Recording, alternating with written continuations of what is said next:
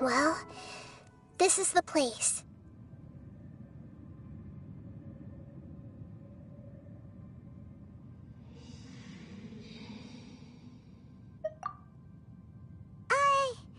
We're here to find Greater Lord Rukkhadevata, right?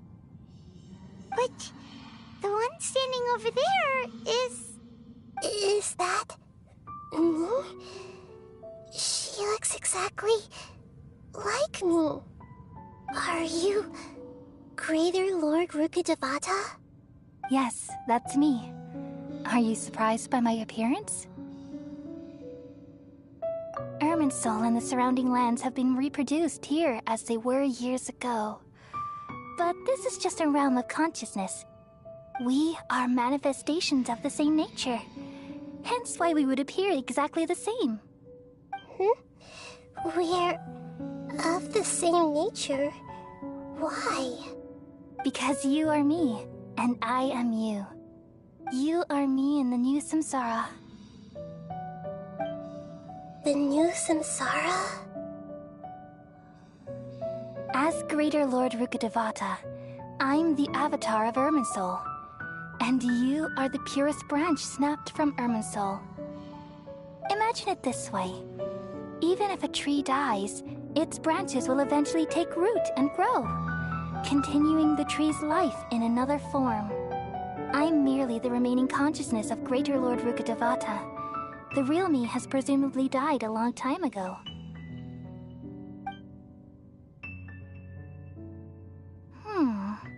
Judging from your appearance, I've probably been dead for 500 years. But you're finally here. My new self in the samsara. If this is true, then am I going to be a great archon like you someday? Though we share the same nature, our fates are bound to be different. All things have their own fate.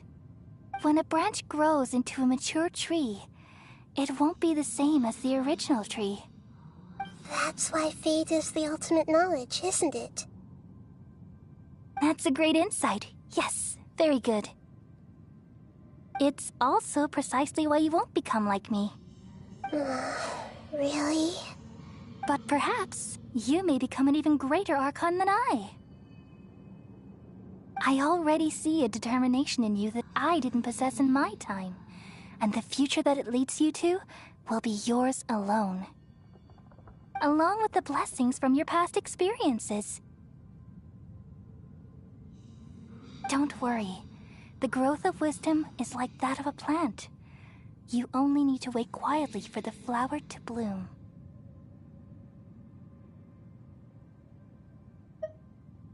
Come to think of it, the sages never had the faintest inkling of the meaning of wisdom. Thank you. Nothing makes me happier than discovering that the archon I always admired was in fact myself in another fate. It's so nice to speak with you, Greater Lord Rukkhadevata. I've always wanted to meet you. The feeling is mutual. From the moment I snapped the branch off Irminsul and created you, I've also looked forward to talking with you. Could you tell me why you wanted to create me? And what exactly happened when you died? Ah, I see. You're here seeking answers, right? Everything that day, even the sky itself, changed into a color like this. At that time, the seven were all summoned to the nation of Conria. Except for me. I had a more important task to attend to. I had to protect Irminsul. The disaster occurred together with the pollution of forbidden knowledge. At that very moment, with my consciousness connected to Irminsul, I sensed something was wrong. The pain started to torment my mind. By the time I reached Irminsul, it was already displaying signs of corruption. Had I not repelled the pollution of forbidden knowledge with King Deshret thousands of years ago, I might have felt even more hopeless and lost. So what exactly is forbidden knowledge? It's a kind of knowledge that doesn't belong to this world, and a form of truth that can't be understood. It came from the very bottom of the abyss. Even I could never understand it. The world is constantly rejecting it, leading to all kinds of bad phenomena. If we allow forbidden knowledge to pollute Irminsul, I'm afraid the entirety of Teyvat could fall apart. So, there's knowledge that even the God of Wisdom can't understand? At that time, I knew I couldn't repel the forbidden knowledge with my strength alone. Which is why I created a device that compiled human wisdom and named it the Akasha. It's truly the world's most amazing invention. Thank you. For a long time, I thought dreams were the fruit of human wisdom. Though it was selfish to do so, I borrowed people's dreams using the Akasha. Then I compiled their wisdom and all of my own power. Well, did it work? Thanks to the wisdom of the people of Sumeru, almost all the forbidden knowledge was cleared from Irminsul. But things didn't go as smoothly as I thought. I had a terrible headache, which gave me an uneasy feeling. And then I remembered that my consciousness was also connected with Irminsul. It brought me knowledge and wisdom, but vile corruption as well. From the very beginning, my existence had been polluted by the forbidden knowledge. Oh no. How could that happen? I've experienced that pain in your consciousness. It must have been a horrible experience. Yes, but my feelings weren't important. The important thing was that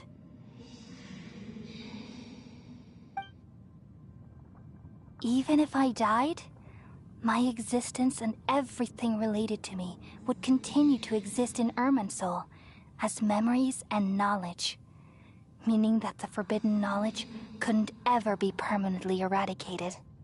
And there's no way for me to eliminate myself. It would be a sort of paradox. So, I took the purest branch of Irminsul as my incarnation in the next samsara, and left a trail of clues, all in hopes that you would come here and remove me and my pollution from Irminsul forever. Wait, no, I can't. So you realize what that implies? You are very smart indeed. Irminsul has all the knowledge and memories of this world. And as you've realized just now, removing me from Irminsul means I essentially will never have existed in this world. But this is the only way to save Irminsul. People love you so much, and they've missed you so much over the past 500 years. I am exactly the same. So how can we just forget you like this? Is there really no other way? There must be something else I can do. You're the god of wisdom, Booer. You should know that there is no other way. But this is so cruel. I don't want to forget you. No need to feel so sad, Booer. As someone who delights in wisdom, you should feel joy at finally finding the answer. These are the words in their entirety. The answer you've been seeking all along. Let the world completely forget me. We all nestle under the great tree of wisdom, peering out to perceive the world. From the earth and from the rain, we perceive its wonders, until we become a white bird to perch atop a branch, and finally snap off the most important leaf. Once upon a time, I alone dreamed in this world. In my dreams, everybody would also dream after they fell asleep. Wild and wonderful thoughts would emerge from their minds. Some tumbled to the ground, and others floated to the sky, connecting all things in the world into one dazzling net. Among a plethora of worlds were numerous smaller worlds, all of fate, finding within the tapestry their brilliant glow. I gradually understood that these indescribable and constantly changing things are the most profound things in the world. Only they can completely repel the madness. Only dreams can awaken consciousness from the deepest darkness.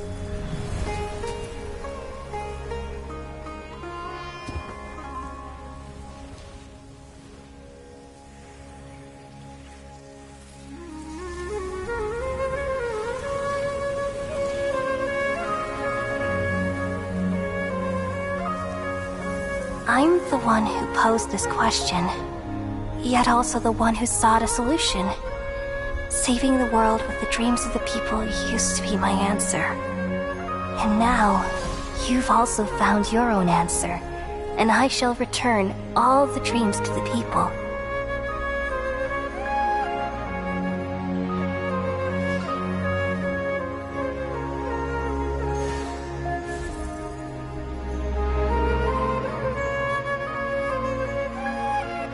Goodbye, people of Sumeru.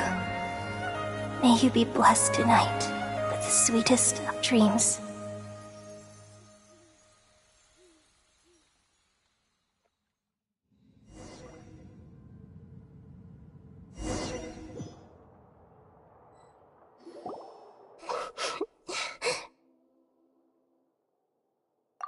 I'm alright. I'm just a little confused. We've just saved the world, right? So why am I crying?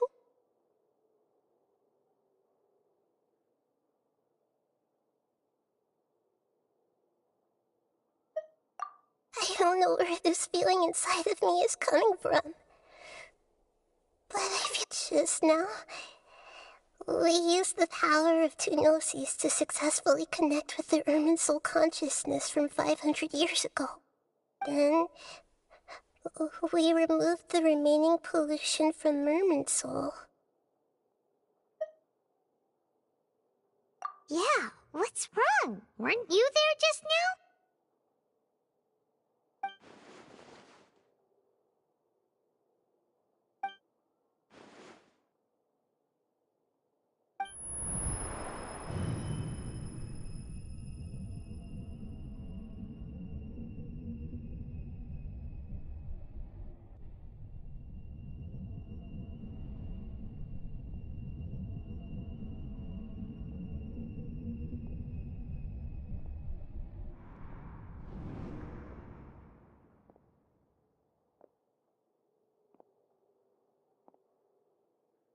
Huh?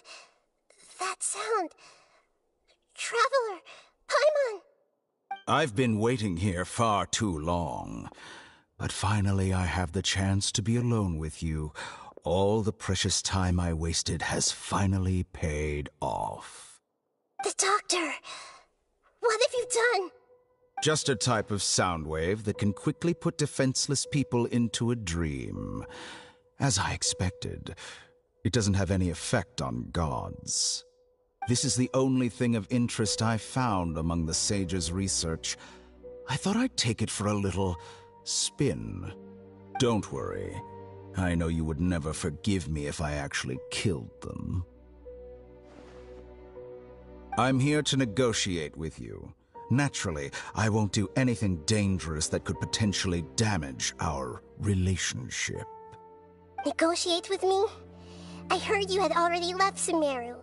Why are you here again now? I left Sumeru, but I also stayed in Sumeru. Even the God of Wisdom is restricted by the habits of cognition. How disappointing. You mean there are many different versions of you in this world? An astute guess. Even the same individual will have different cognitions at different ages. A long time ago, I made a major decision in hopes of preserving all my perspectives of how I observed the world. Observation is the first step of any experiment, but observing the current world doesn't satisfy me. It lacks an important dimension, that of time. So I saved segments of all my ages and made them into independent individuals. That's all there is to it. Indulge me. How does the God of Wisdom find my method of seeking knowledge? It's an insult to the very concept of life. Life inherently has many rules and restrictions, each with its own significance and reason to exist. They can't be broken on a whim. Good. Amazing, even. Indeed, it's difficult for humans to make peace with themselves, not to mention oneself from a different period. Since you're in the academia, why wait until now to show up? You could very well have stopped us and helped that fake god.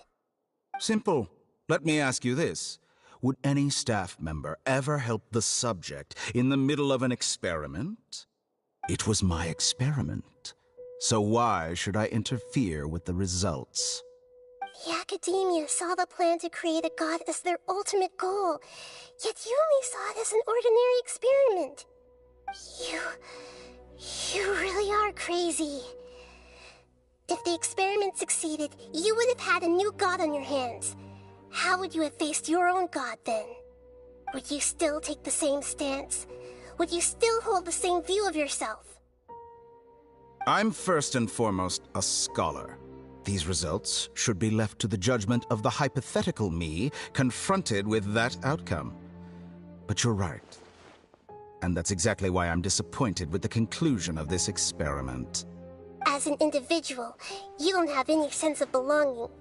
You seem to have even fewer convictions than a typical scholar. Oh no, I certainly have my own convictions. They just don't fit your standards, that's all.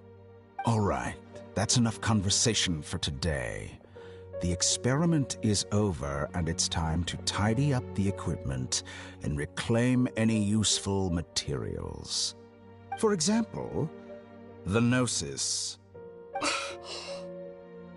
Lesser Lord Kusanali, you're an intelligent Archon. I'm sure you understand the disparity in our combat abilities at this time. Besides, you have no way to use that Electro-Gnosis in battle. Didn't you say you were here to negotiate with me? Somehow, it's starting to seem like you intend to take it by force now. I'm merely stating a fact. After all, I'm also a scholar. Naturally, I hope to show proper respect and dignity to the God of Wisdom. Your hypocrisy is built on absolute confidence. I understand your scheme, but... what if I were to destroy the Gnosis now and awaken the heavenly principles? Awaken the heavenly principles? Do you think that's really possible? The heavenly principles have been silent for many years, but the Gnosis are symbols of their control over Teyvat and all the laws. Will the destruction of a Gnosis attract the attention of the heavenly principles? And if so, how do the Fatui plan to deal with the consequences? Do you dare to gamble such a possibility with me? Gamble? How surprising. I thought you would show evidence or use rigorous reasoning to prove your point. The word gamble is the last thing I expected to hear from the God of Wisdom. But this is a clever move. You must have seen through me when I first captured your consciousness. As a scholar, I respect all possibilities. This has always been my principle and is an essential trait as an experimenter. Indeed, I can't ignore this possibility. So tell me then, what are your conditions? This foreign gnosis will only lead to disaster if it stays in Sumeru. But this electro-gnosis is the prize I obtained after defeating one of your fellow harbingers. Now, as the one who initiated this cascade of events, shouldn't you pay the corresponding price? Price? Interesting. What price would you have me pay? How about erasing all your other segments? So this is how you wish to restrict me, the most threatening opponent of the Nation of Wisdom. What you request of me is like plucking out the eyes I have placed in the dimension of time. Segments are extraordinarily difficult to make. They require extremely rare resources and enormous amounts of time and effort, requiring me to destroy them all here and now. Bravo. A suitably wise decision on your part. Yes, how very interesting. Can I assume that you have long been wary of me? Among all the versions of me, this segment you see now is the most selfish. If it weren't me, your idea wouldn't have worked. What did you see when you were imprisoned? You were observing me, and that's how you know I've long grown tired of their doubts and endless arguments. Like you said, it's difficult to make peace with yourself.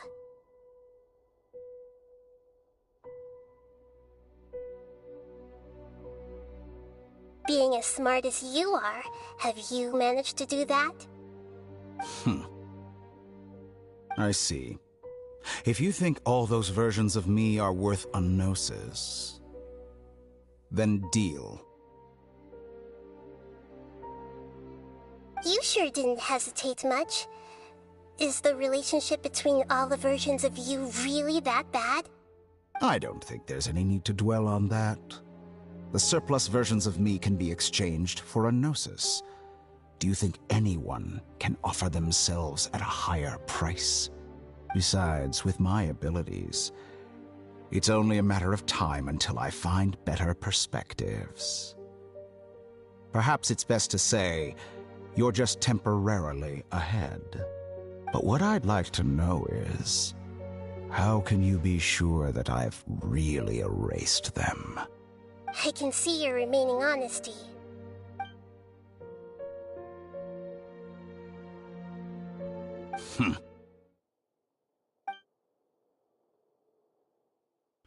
What a ridiculous decision! You can't be serious!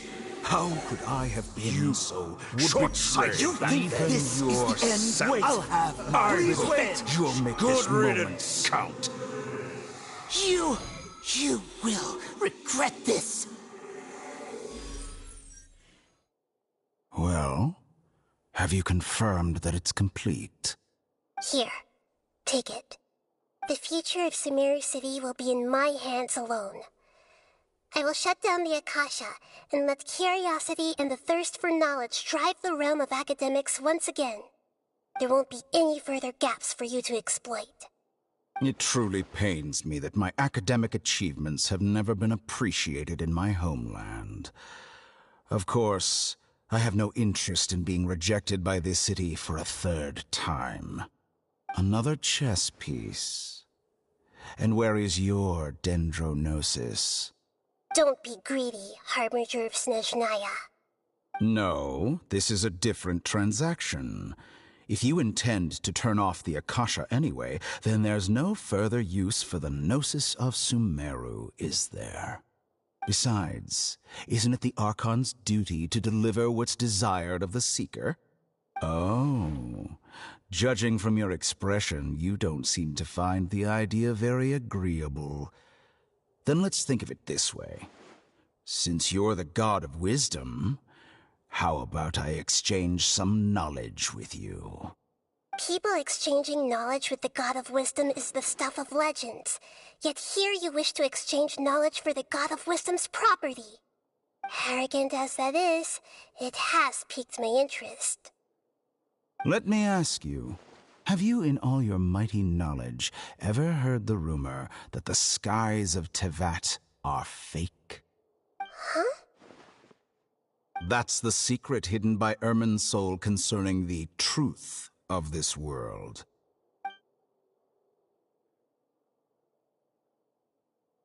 Once I finish telling you about this, it will be time for me to say goodbye. With negotiations, we've all gotten what we wanted. I'm very glad I got to meet you like this. Your arrogance may know no bounds, and convictions may mean nothing to you. But I'll still listen to what you have to say.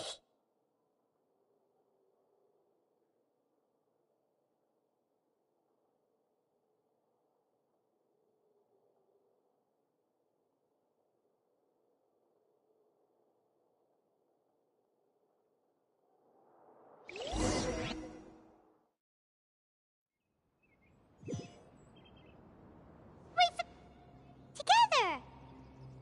Okay. Wake her up.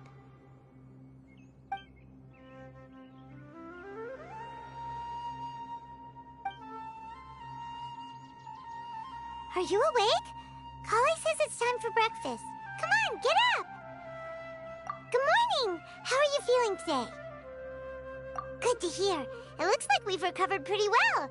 Not even Tainari could stop us from going out now, right?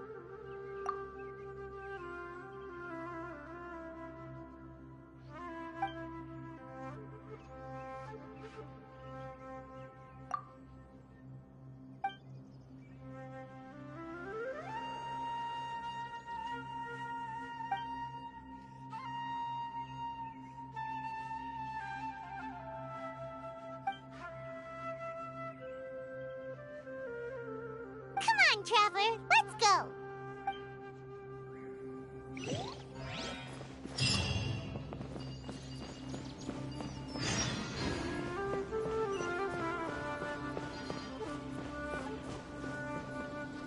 Good morning. Looks like you're awake. Yep, yep. I prepared some breakfast today. Please have a taste.